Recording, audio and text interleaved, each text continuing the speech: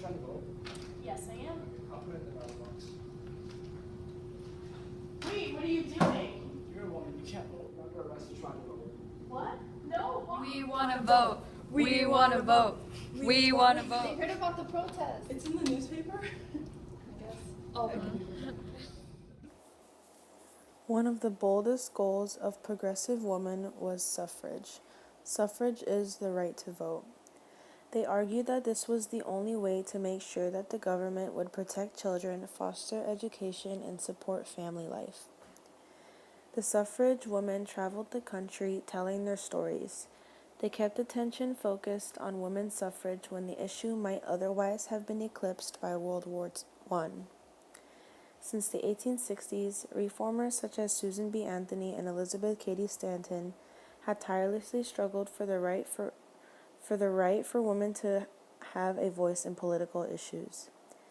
They failed at the federal level, but by the end of the 1890s, women in western states such as Wyoming and Colorado had won the right to vote. In the 1890s, the national suffrage effort was re-energized by Carrie Chapman Catt. Catt had studied law and worked as one of the country's first female school superintendents.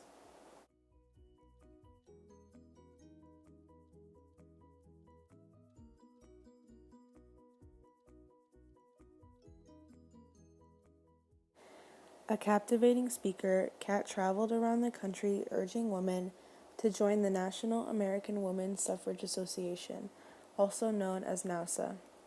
The National American Women's Suffrage Association is a group founded in 1890 that worked on both the state and national levels to earn women the right to vote. In 1900, Catt became the president of the NAWSA. She promoted what became known as her winning plan, which called for action on two fronts.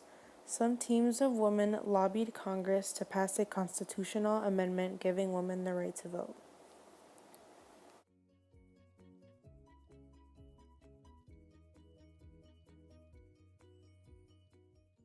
Meanwhile, other teams used the new referendum process to try to pass state suffrage laws.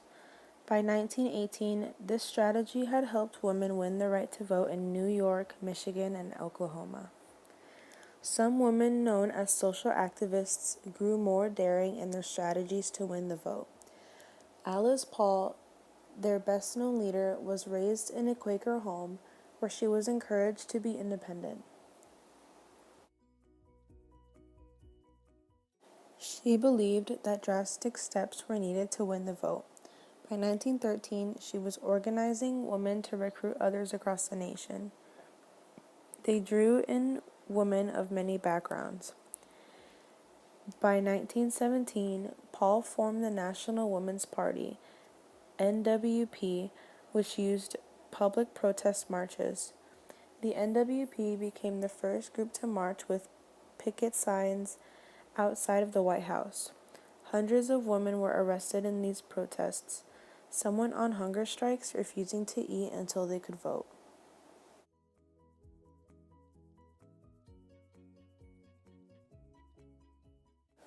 When the United States entered World War I in 1917, Carrie Catt and Florence Kelley led the NAWSA to support the war effort. Their actions and those of the NWP convinced a growing number of legislators to support a women's suffrage amendment. In June 1919, Congress approved the 19th Amendment, which stated that the right to vote shall not be denied or abridged on account of sex. On August 18, 1920, the Tennessee State House of Representatives passed the amendment by one vote.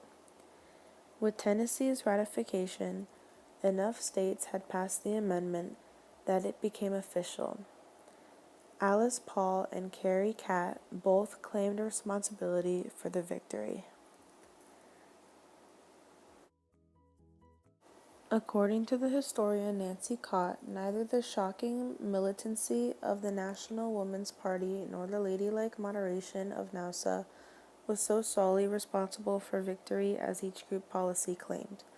The rival groups both contributed to the triumph of the women's suffrage movement.